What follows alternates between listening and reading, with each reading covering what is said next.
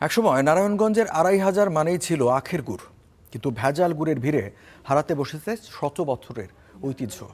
তবে কিছু কৃষক ও ব্যবসায়ীর চেষ্টায় আবারও ফেরার সম্ভাবনায় ২৫০০-এর আখের গুড়।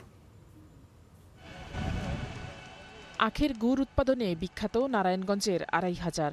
এক সময় দেশের বিভিন্ন জেলা থেকে পাইকাররা ছুটে আসতেন এখানকার গুড় কিনতে, কিন্তু উন্নত বীজের অভাব, উৎপাদন খরচ বৃদ্ধি আর ভেজাল গুড়ের দাপটে হারিয়ে যেতে বসেছে আখের গুড়ের ঐতিহ্য।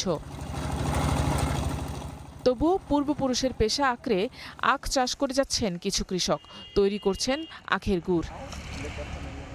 সরিষা থেকে ভাঙানোর পরে যে খোল হয়, এই খোলটা আমরা খেতে ব্যবহার করি, তাতে আমাদের ফলন মোটামুটি ভালো হয়। বিগত ৫-৭ বছর ধরে আখ চাষ করি। আমার আছে ৫ বিঘার মতো, আমার ভাই বাদারের আছে আরও ১৫-২০ বিঘা হইব। এই ঐতিহ্য টিকিয়ে রাখতে দেশের বিভিন্ন অঞ্চল থেকে উন্নত জাতের আখের বীজ সংগ্রহ করে কৃষকদের পৌঁছে দিচ্ছেন স্থানীয় ব্যবসায়ীরা। আমি ২.৫ বিঘা জমি করছি, প্রায় ১ বিঘা কাটা হয়ে গেছে, প্রায় ১০ মন বিক্রি হয়ে গেছে, এনে বিক্রি হয় ১ নম্বর গুড়। যদি এটা সাপ্লাই সরকারিভাবে হয় তাহলে আমাদের উপ চাষ আরও ব্যাগতিভাবে বাড়াইতে পারি।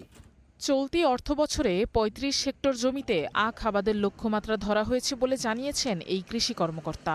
২০২৫-২৬ অর্থ বছরে আখ উৎপাদনের লক্ষ্যমাত্রা আমরা নির্ধারণ করেছি ৩৫ হেক্টর জমিতে, যার উৎপাদন হবে প্রায় ২,৪৫০ মেট্রিক টন প্রাক্কলন করা হয়েছে।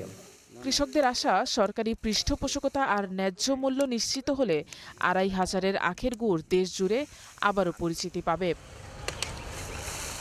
Afroza Lamia, star news.